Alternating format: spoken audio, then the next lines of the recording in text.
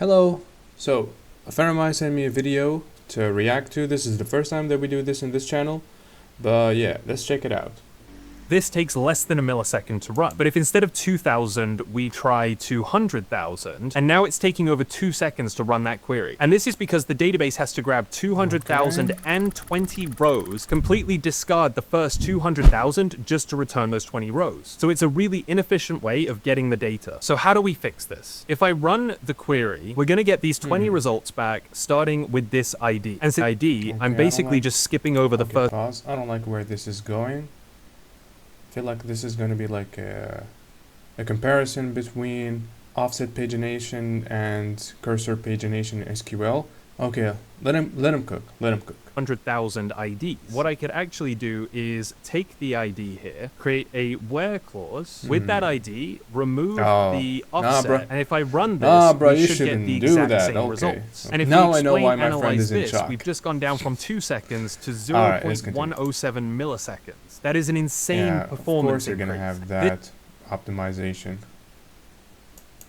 Okay, so let me break it down. So the engine is gonna go through 200,000 rows and then discard them to find the last 20 rows to return them. And the fact that it took 2 seconds is very believable, and that's very normal in large scale projects. We're not talking about millions, we're talking about hundreds of thousands of rows in a database. So yeah, that implementation is an offset pagination in SQL.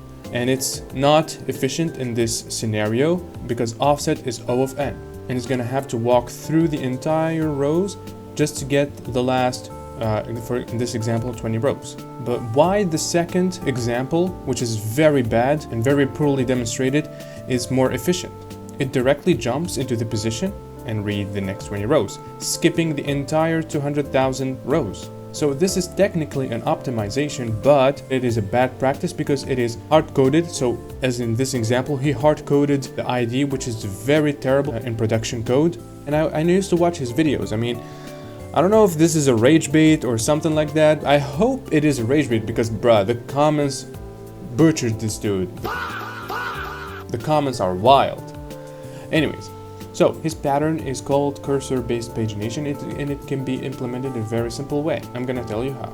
Instead of offset, you use the last seen value from the previous page. Here's the code for that, and here's the code for querying the last 20 rows using the cursor-based pagination the correct way. This is dynamic, reusable, and ready for production. Anyways, now, for this dude, he's cooked. Peace out.